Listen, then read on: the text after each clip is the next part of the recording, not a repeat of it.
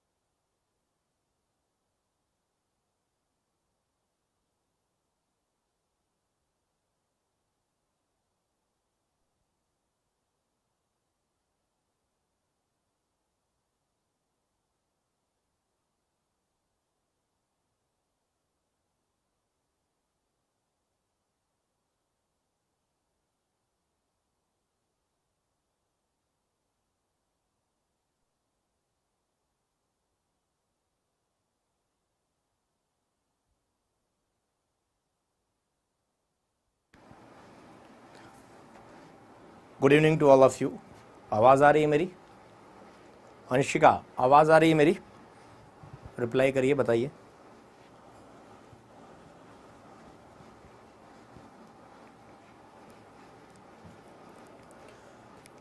Good evening Sonam, आवाज़ आ रही मेरी?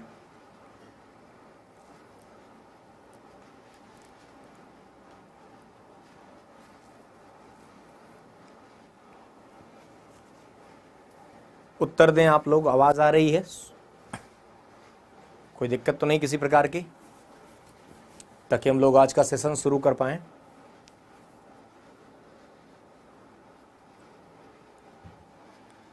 गुड इवनिंग गौरव।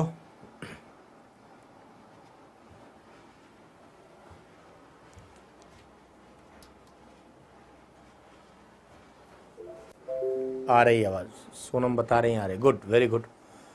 तो चलिए आ जाइए आप सभी लोग, ताकि आज की क्लास शुरू कर सकें हम लोग। जहां कल छोड़े थे वहीं से हम लोग आगे बढ़ें।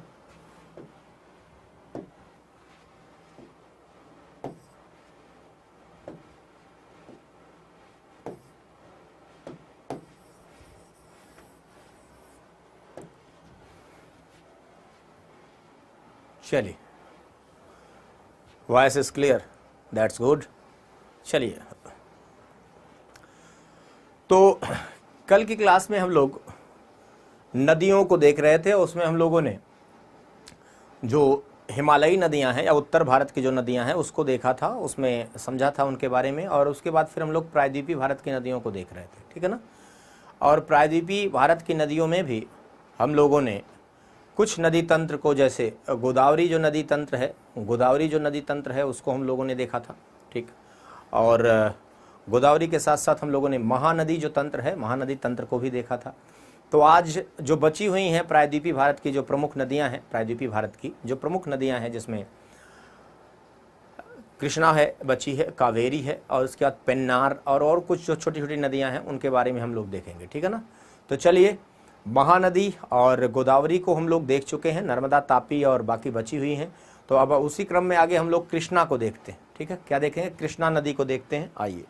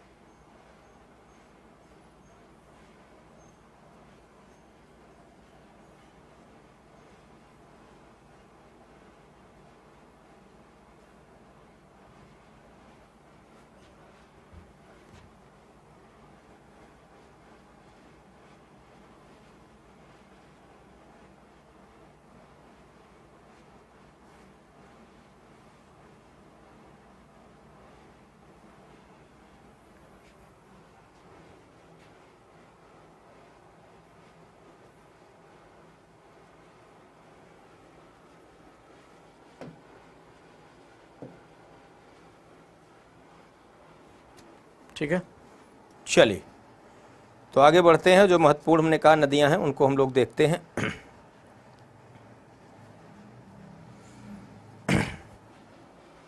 कृष्णा नदी क्या है? कृष्णा नदी, ये आपको दिखाई दे रहा है कृष्णा नदी। कृष्णा नदी आप देख पा रहे हैं, एक दक्षिण भारत की एक प्रमुख नदी है। और ये आप देखिए इसका जो उद्गम है, कृष्णा का जो उद्गम है जो आप देख रहे हैं, ये उद्गम आपका महाराष्ट्र में एमएच, यानी महाराष्ट्र में आप देखें पश्चिमी जो घाट है, महाराष्ट्र का पश्चिमी घाट है। और पश्चिमी घाट में एक प्लेस है जिसको कहते हैं महाबलेश्वर। तो महाबलेश्वर के पास से निकलती है। जैसे आपने गोदावरी देखा था, त्र्यंबकेश्वर के पास से निकलती है पश्चिमी घाट में, महाराष्ट्र से। इसका भी उद्गम पश्चिमी घाट में ही है, जिसको सह्याद्री कहते हैं महाराष्ट्र में। तो वहाँ जो है, लेकिन जो चोटी है जिसके पास से निकलती है वो महाबलेश्वर, तो महाबलेश्वर के पास से निकलती है। ठीक, और ये जो है प्रायद्वीपीय भारत में आप देख रहे हैं, प्रायद्वीपीय भारत की सबसे बड़ी लंबी नदियों में जैसे आपने देखा था करीब 1465 किलोमीटर, गोदावरी सबसे लंबी, जिसको दक्षिण गंगा भी कहते हैं। वैसे यहाँ देखिए कृष्णा जो है वो दूसरी सबसे लंबी नदी है प्रायद्वीपीय भारत में, दूसरी सबसे लंबी। कितना? लगभग 1400 किलोमीटर जो है इसकी, जो है करीब 1400 किलोमीटर, 1400 किलोमीटर क्या है लंबाई में ये है। तो 1400 किलोमीटर लंबी है करीब ये नदी। और हमने कहा यहाँ इसका जो प्रवाह क्षेत्र है वो देखिए महाराष्ट्र से होते हुए, से होते हुए वहाँ से ये कर्नाटका में प्रवेश करती है। कर्नाटका के बाद यानी महाराष्ट्र के बाद ये कर्नाटका में दक्षिण की ओर बहते हुए कर्नाटका में आएगी।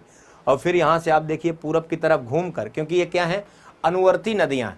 अनुवर्ती मतलब ढाल का अनुसरण, हमने आपको बताया था हिमालयी नदियों में अधिकतर क्या है पूर्ववर्ती हैं, और जो प्रायद्वीपीय नदियों में अधिकतर क्या है अनुवर्ती नदियां हैं जो ढाल का अनुसरण करती हैं। और भारत में दक्षिण भारत का ढाल जो आप देखिए, तापी नदी के दक्षिण जो पूरा एरिया है, ठीक है, तो दक्षिण भारत का जो ढाल है वो पश्चिम से पूरब की तरफ है, पश्चिम से पूरब की तरफ है। तो इस वजह से ये पश्चिम से पूरब ये नदियाँ जो पश्चिमी घाट से निकल रही हैं, ठीक है, तो इसमें आप इधर देखिए लंबी जो नदियां हैं, बड़ी नदियां हैं, लंबी नदियां वो इधर की तरफ आती हैं, बंगाल की खाड़ी में गिरती हैं और डेल्टा का निर्माण करती है। ठीक, तो ये देखिए यहाँ से यानी महाराष्ट्र, फिर कर्नाटका, हमने कहा कर्नाटका से फिर ये देखिए तेलंगाना आंध्रा की सीमा से, तेलंगाना आंध्रा की सीमा से होते हुए, ठीक है, और उसके बाद अंततः फिर जो है आंध्र प्रदेश में यहाँ ये देखिए गिर रही है। और आप देख रहे हैं ये विजयवाड़ा जो आप देख रहे हैं एरिया, इसके इधर निकट ये यहाँ ये गिर कर आंध्र प्रदेश में, ये देखिए आप लोगों को कल मैंने बताया था ये जो डेल्टा है वो गोदावरी का डेल्टा, ये क्या है गोदावरी डेल्टा है। और ये जो डेल्टा आप देख रहे हैं कृष्णा डेल्टा,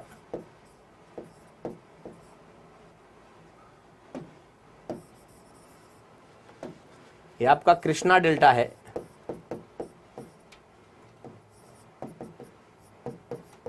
और इसका मतलब ये केजी डेल्टा, देख रहे हैं दोनों बहुत दूर नहीं है, तो केजी इसीलिए केजी डेल्टा भी रीजन भी कहा जाता है, कृष्णा गोदावरी डेल्टा, ये पूरा केजी बेसिन, ठीक है, देखिए आपस में ये मिला हुआ है।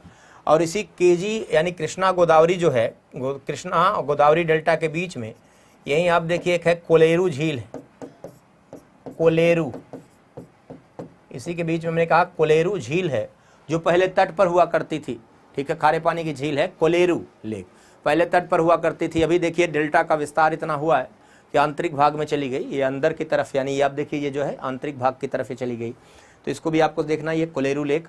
तो केजी डेल्टा, और ये केजी जो डेल्टा है या जो डेल्टाई क्षेत्र है वो कृषि के लिए अगर आप देखेंगे तो चावल का बहुत प्रमुख उत्पादक क्षेत्र है।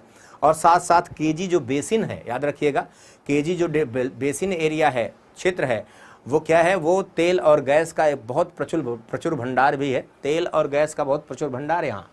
चलिए बाकी संसाधनों में देखेंगे अलग से।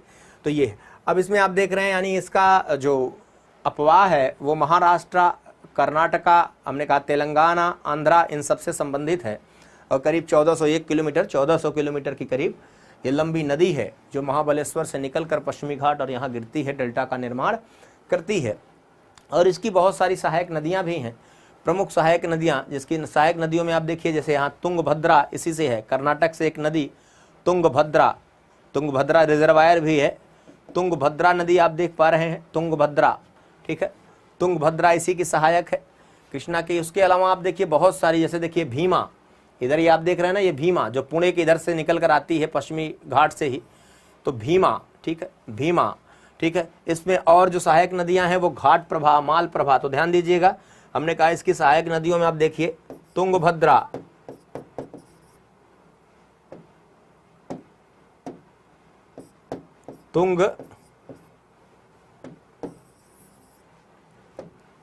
तुंगभद्रा,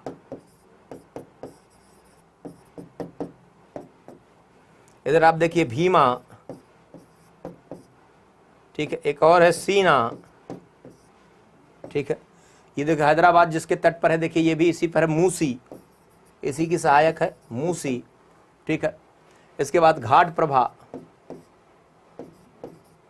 इसी की सहायक है घाट प्रभा, माल प्रभा। तो घाट प्रभा, माल प्रभा, तुंगभद्रा, भीमा, सीना, ठीक है, मूसी, ये सारी जो प्रमुख सहायक नदियां हैं, ये जो प्रमुख सहायक नदियां आप देखिए ये सब किसकी हैं? ये कृष्णा नदी जो है उसी की सहायक नदियां हैं। तो ये एक बहुत प्रमुख नदी क्षेत्र है, आप जैसा कि देख रहे हैं, बहुत इंपॉर्टेंट नदी है प्रायद्वीप की, तो इसको आप देखिए, ठीक है।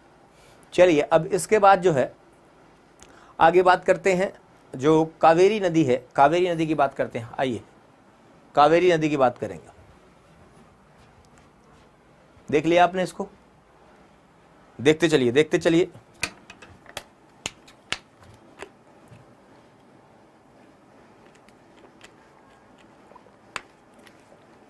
देखते चलिए, चलिए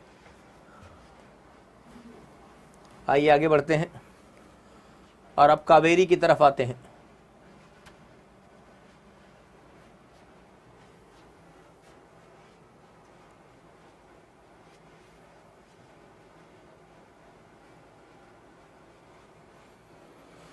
चलिए कावेरी नदी, ठीक है, कावेरी नदी, जैसे आपने कहा कि दक्षिण गंगा, गोदावरी को दक्षिण गंगा कहते हैं, वैसे आप देखिए कई बार यूपीपीसीएस में आता है, ठीक है, तो उसमें कन्फ्यूजन वैसे, हालांकि दक्षिण गंगा जो आप देखिए वो गोदावरी को कहते हैं, कई जगह लोग कहते हैं दक्षिणी गंगा या दक्षिण की गंगा, उसको कावेरी को भी मानते हैं, ठीक है।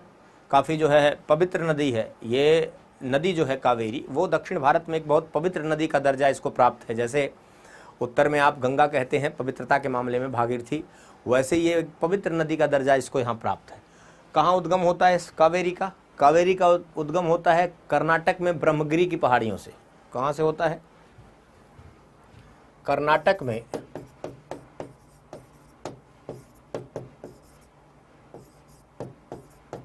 ठीक है, ब्रह्मगिरी की पहाड़ियों से, ब्रह्मगिरी की पहाड़ियों से। तो ये इसका उद्गम जो है कर्नाटक की ब्रह्मगिरी पहाड़ियों से होता है पश्चिमी घाट में। कहाँ? पश्चिमी घाट में, ठीक है।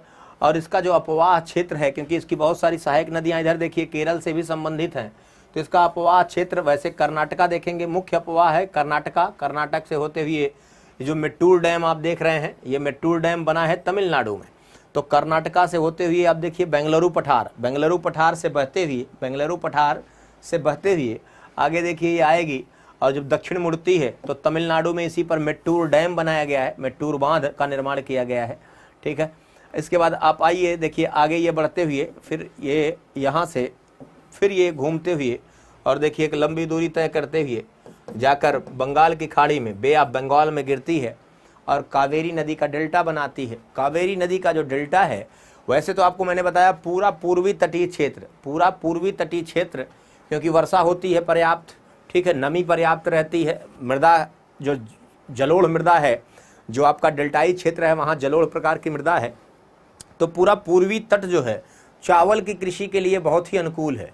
किसके लिए? चावल की कृषि के लिए बहुत अनुकूल है।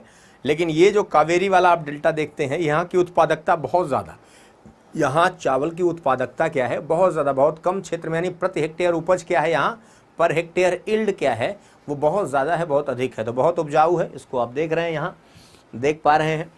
और ये जो आपकी ये जो नदी है कावेरी, जिसको आप कह रहे हैं कावेरी जो नदी है, ठीक, ये कावेरी नदी लगभग जो है 800 किलोमीटर, टोटल 800 किलोमीटर लंबाई है इसकी। तो लगभग 800 किलोमीटर लंबी नदी है, ठीक। और इसके साथ हमने आपको बताया कि इसका जो अपवाह क्षेत्र है वो कर्नाटका, ठीक है, केरला और तमिलनाडु और ठीक है, तमिलनाडु, 3 चीज़ों में। तो इसको आप देखिए ध्यान से, ये जो है ये आप पुडुचेरी से भी संबंधित है, ठीक है, पुडुचेरी से भी क्या है, संबंधित है इसका अपवाह। तो इसलिए हमने कहा कि 4 स्टेट से कह लीजिए, कर्नाटका, केरला, तमिलनाडु और पुडुचेरी, 4 से इसका संबंध है और बहुत महत्वपूर्ण है ये। हमने कहा दक्षिण में क्या है, एक पवित्र नदी है। और ध्यान दीजिएगा आगे जब मानसून पढ़ाएंगे तो कावेरी जो नदी है वो क्या है, कावेरी नदी उत्तर पूर्वी यानी लौटते मानसून से भी वर्षा प्राप्त करती है और जो दक्षिण पश्चिम मानसून है उससे भी वर्षा प्राप्त करती है। तो ये इसमें क्या एक खास बात है कि ये जो दक्षिण पश्चिम मानसून यानी जो गर्मियों का मानसून जो अभी देखिए अभी आने वाला है, तो ये दक्षिण पश्चिम मानसून जो है आप देखिए ये भी इससे भी वर्षा प्राप्त करती है। और हमने कहा जो उत्तर पूर्वी मानसून या लौटता मानसून है, मानसून आगे पढ़ाएंगे आपको, इसी जस्ट बाद मानसून पढ़ाएंगे, तो दोनों से क्या है वर्षा की प्राप्ति इसको होती है। और इसकी बहुत सारी सहायक नदियां हैं, जैसे आप देखिए कोयम्बटूर जो है जिस नदी के तट पर है, नोएल, कोयम्बटूर तमिलनाडु का एक शहर है, आप जानते हैं कोयम्बटूर सूती वस्त्र उद्योग के लिए काफ़ी फेमस है क्षेत्र ये पूरा। तो कोयम्बटूर जो आपका एरिया है कोयम्बटूर, वो नोएल नदी, कौन सी नदी, देखिए नोएल नदी, नोयल या नोइल नदी आप कह लीजिए, नोइल नदी के तट पर है। तो नोइल इसकी सहायक भी है। यहाँ नीचे से आप देख रहे हैं अमरावती, प्रमुख एक भी सहायक है, अमरावती, अमरावती। तो नोइल हो गई, अमरावती हो गई, इधर आप देख रहे हैं ऐसे बढ़ते चले जाइएगा, भवानी, भवानी सागर बांध भी इस पर बनाया गया है, भवानी, भवानी नदी, भवानी। तो अमरावती सारी सहायक हैं, अमरावती, नोइल, हमने कहा भवानी, ठीक है। आप देख रहे हैं यहाँ कबानी, भवानी, कबानी, फिर सुवर्णवती, सुवर्णवती, कौन सी, सुवर्णवती, ये सारी सहायक है। उसके बाद इधर देखिए हेमवती, हेमवती इसकी एक सहायक है, हेमवती, हेमवती, हरंगी, हेमवती, हरंगी। इधर से देखिए अर्कावती, कौन सी, अर्कावती। तो कई सारी सहायक नदियां इसकी हैं, अर्कावती, हेमवती, कबानी, ठीक है, कबानी, भवानी, हरंगी, नोइल, सुवर्णवती। तो ये सारी क्या है, अमरावती, ये सब इसकी क्या है, प्रमुख सहायक नदियां हैं, किसकी, कावेरी की, ठीक।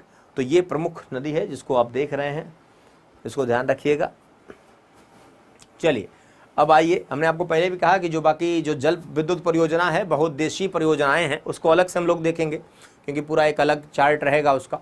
बहुउद्देशीय परियोजनाओं को हम लोग देखेंगे कहाँ कैसे क्या क्या है। चलिए तो अभी आप पहले नदियों को कंप्लीट कर लीजिए। तो ये हो गया, आपने देखा। अब इसके अलावा आइए, अभी जैसे 2-3 और नदियाँ हैं, एक और नदी दक्षिण में है, ठीक है, तमिलनाडु के एकदम तमिलनाडु में आप देखिए, ठीक, इसके कावेरी के भी दक्षिण में एक है वैगई, कौन सी है, वैगई। कावेरी के भी दक्षिण में एक नदी है वैगई नदी, ठीक है। वैगई नदी जो आप देख रहे हैं वो मुख्यतः जो आपका ये वाला एरिया है, जो आपका कार्डमम पहाड़ियाँ हैं, कार्डमम पहाड़ी और पलनी पहाड़ियों के पास से, ठीक है। कार्डमम जो पहाड़ी है, कार्डमम इलायची की पहाड़ियाँ जिसको आप कहते हैं, और पलनी पहाड़ियाँ उस क्षेत्र से, उसी क्षेत्र से निकलकर, ठीक है, उसके बाद बहती हुई वो भी एक डेल्टा बनाती है वैगई, और कहाँ गिरती है, बंगाल की खाड़ी में गिरती है। तो कावेरी डेल्टा के नीचे एकदम यानी निचले भाग में सबसे नीचे की जो प्रमुख नदी है, तमिलनाडु में सबसे निचली जो प्रमुख नदी वो क्या है, वैगई, कावेरी से नीचे वैगई नदी, ठीक। एक पेन्नार नदी है, आंध्रा में काफ़ी महत्वपूर्ण है वो, ठीक है, जो पालकोंडा वेलिकोंडा रेंज है, पालकोंडा और वेलिकोंडा रेंज है, उसके बीच से आप देखिए बहती एक पेन्नारू नदी, पेन्नार, पेन्नार रिवर है, इंपॉर्टेंट है। पेन्नार रिवर भी कहाँ है, गिरती है किधर की तरफ, बंगाल की खाड़ी में गिरती है। तो पेन्नार नदी क्या है, वो भी एक महत्वपूर्ण है। जल विद्युत परियोजनाएं भी हैं, ठीक है।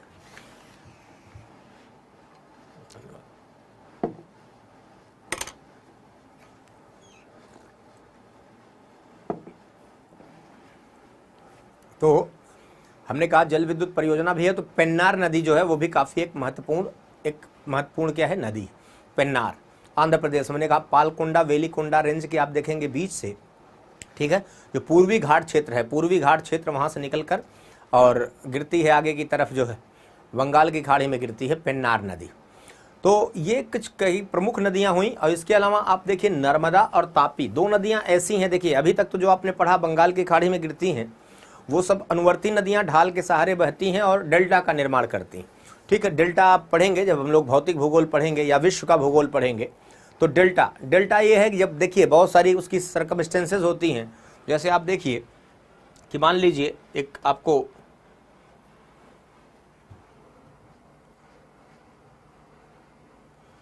जैसे आप ये क्षेत्र देखिए,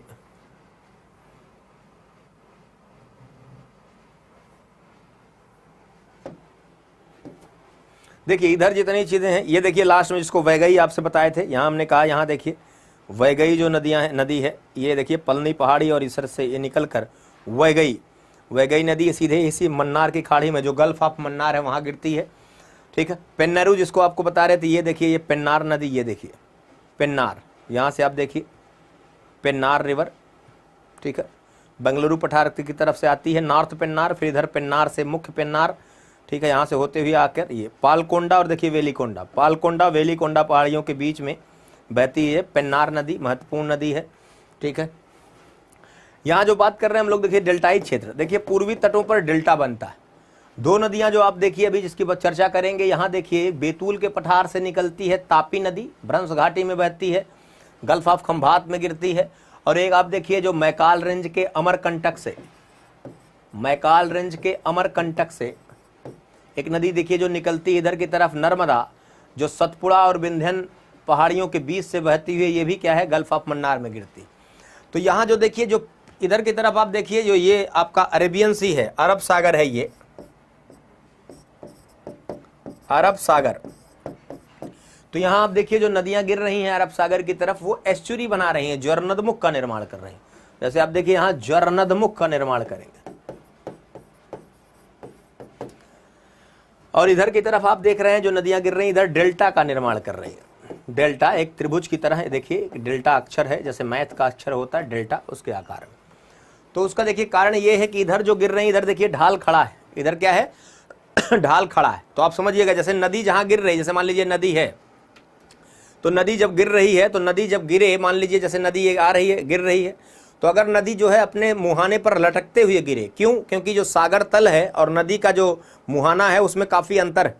ठीक है ना, जब नदी जहाँ गिर रही हो और जो सागर का तल हो उसमें काफ़ी अंतर हो, तो नदी जाहिर सी बात है क्या, ऐसे लटकते हुए, करार की तरह, जैसे होता है ना करार, ऐसे काटते हुए, ऐसे जो लटकते हुए, हैंगिंग वैली की तरह, एक लटकती घाटी की तरह एक लटकते हुए गिरेगी। तो वहाँ क्या होगा, वहाँ उसको हम कहते हैं एस्चुरी या ज्वरनदमुख, ज्वार का मुहाना, उसको हम ज्वरनदमुख कहते हैं। ठीक है, जबकि यहाँ आप देखिए इधर की तरफ जो भी हैं डेल्टा का निर्माण होता है। तो डेल्टा का निर्माण कब होगा, एक तो उसमें मलबा पर्याप्त होना चाहिए, अवसाद, ताकि जमा हो सके। उसके अलावा देखिए जहाँ ये मुहाना है नदी का, जैसे इधर आप पूर्वी तटों पर देख सकते हैं, तो जहाँ मुहाना है वहाँ सागर तल एकदम लगभग क्या है, बराबर उसके, यानी नदी अपना अधिकतम, देखिए कोई भी नदी अपने घाटी का अधिकतम कटाव कहाँ तक करेगी, ठीक है, उसको ग्रैंड बेस लेवल कहते हैं। ठीक है, तो वो अधिकतम कहाँ तक कटाव करेगी, समुद्र तल तक। तो वो समुद्र तल तक जब कटाव करेगी, जैसे हमने कहा इधर आप देखिए, तो मुहाना उसका जहाँ वो गिर रही है, अगर सागर तल वहाँ समान है, तो जाहिर सी बात है क्या है, ढाल खड़ा नहीं है, तो मलबा आराम से जमा हो जाए। ठीक है, तो एक तो ये जो नदी के मुहाने पर सागर तल और नदी का जो तल है उसमें बहुत अंतर नहीं होना चाहिए, एकदम समान लगभग ढाल हो। उसके बाद खूब बड़ी मात्रा में अवसाद नदियाँ लेकर आ रही हों तभी जमाव करेंगी। उसके अलावा तटों पर आप देखिए ज्वारी तरंगे या सागरी तरंगे बहुत प्रबल ना हो कि पता लगा मलबा को खींचकर वापस लेकर चले जाएं। तो अगर ये सारी स्थितियां हैं, ठीक है, तो इससे क्या होगा कि जो डेल्टा है उसका निर्माण होगा। तो इधर की तरफ डेल्टा का निर्माण होगा, जैसे आप देख रहे हैं यहाँ पढ़ा हम लोगों ने, गंगा ब्रह्मपुत्र डेल्टा, महानदी डेल्टा। ठीक है, इधर आप देख रहे हैं गोदावरी कृष्णा गोदावरी डेल्टा, गोदावरी कृष्णा डेल्टा। इधर आप देखिए ये वाला जो एरिया कावेरी डेल्टा, वैगई नीचे, ये छोटे छोटे तमाम सारे क्षेत्र हैं। ठीक है ना, जबकि इधर आप देखिए नर्मदा और तापी। अब ये देखिए आपका ये क्या है, नर्मदा नदी। तो जो नर्मदा नदी है, नर्मदा, वो देखिए आपको पहले ही बताया, यहाँ छत्तीसगढ़ एमपी आप देख रहे हैं, वहाँ जो पर्वतीय श्रृंखला है, ठीक है, पर्वतीय जो श्रृंखला है मैकाल श्रेणी, तो मैकाल श्रेणी के जो अमरकंटक पीक है वहाँ से निकलती है। वहीं से आपको बताया था सोन भी निकल कर जाती है, उधर पटना से पहले गंगा से मिलती है। जबकि ये आप जो देख रहे हैं, ये जो नर्मदा है यहाँ अमरकंटक से निकल कर, और ये आप देखिए किधर की तरफ भ्रंश घाटी है, करार है, ये भी देखिए तब निर्माण हुआ, यानी नर्मदा और तापी फॉल्ट है, एक करार की तरह है। क्या है, करार, एक कगार, इसको बोलते हैं ग्राबेन। क्या बोलते हैं, जैसे जर्मनी की राइन नदी की घाटी है, आगे फर्स्ट विश्व के भूगोल में आपको पढ़ाएंगे, वैसे क्या है, ग्राबेन है, एक घाटी है। तो ये भ्रंश है। जब इंडियन प्लेट टकराई थी यूरेशियन प्लेट से, तो हमने कहा उस कंडीशन में इसमें फॉल्ट हुआ, ये बीच से देखिए टूटा हुआ, तो भ्रंश यानी ये टूटा हुआ चट्टान टूटी हुई, तो भ्रंश की तरह संरचना बन गई, दरार, भ्रंश घाटी, इसी भ्रंश घाटी से होते हुए नर्मदा देखिए लगभग 1312 किलोमीटर की दूरी तय करती है, कुल 1312 किलोमीटर की दूरी तय करती है। किसके किसके बीच? विंध्यन श्रृंखला और सतपुड़ा के बीच। तो किसके किसके बीच बहती है ये?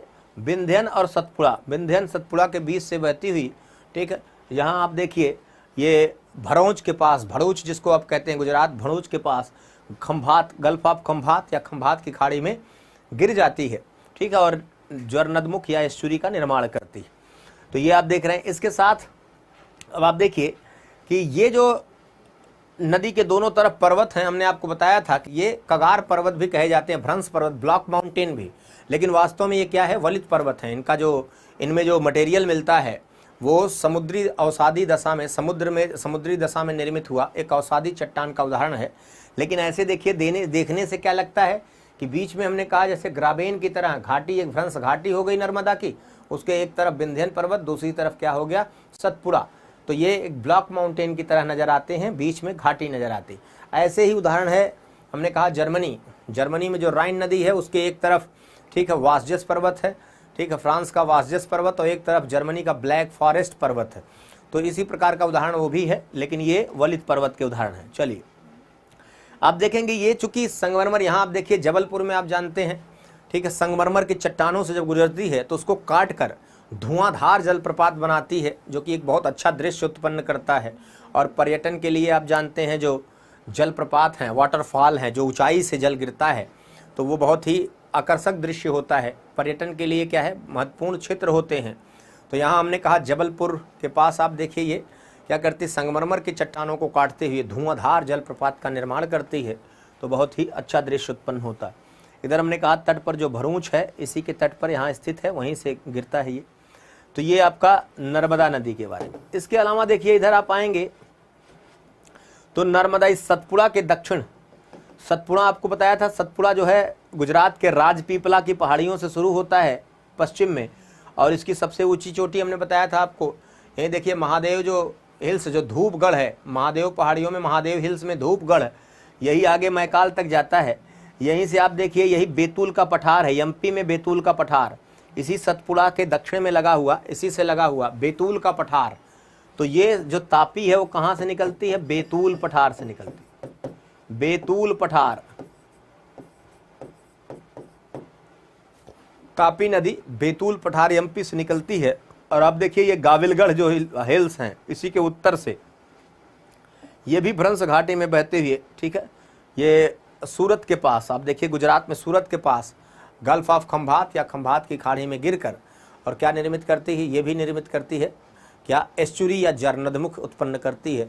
और इसकी जो कुल आप देखिए जो कुल लंबाई है वो करीब 724 किलोमीटर है। तो करीब 724 किलोमीटर की लंबाई है इसकी, और ये भी एक प्रकार से ज्वरनदमुख का निर्माण करती है, ठीक है। कहाँ गिरती है? आपके अरबियन सी या अरब सागर में। तो इसको भी आप ध्यान में रखिएगा, ठीक है, महत्वपूर्ण है। आगे बढ़ा जाए, क्लियर है?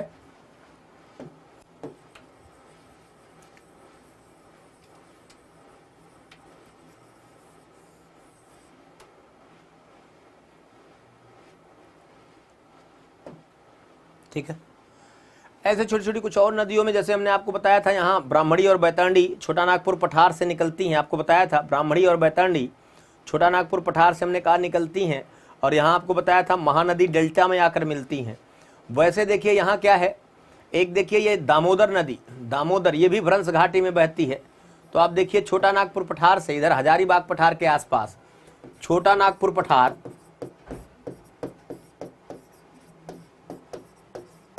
छोटा नागपुर पठार से आप देखिए यहाँ निकलती है दामोदर, और झारखंड होते हुए ये वेस्ट बंगाल जाती है। झारखंड होते हुए दामोदर नदी महत्वपूर्ण है, जिसको आप देखते हैं बंगाल का शोक, जैसे कोशी को बिहार का शोक कहा जाता है, वैसे दामोदर जो नदी है उसको बंगाल का शोक कहा जाता है, ठीक है। उसको एक जैविक मरुस्थल की तरह भी संज्ञा दिया जाता है।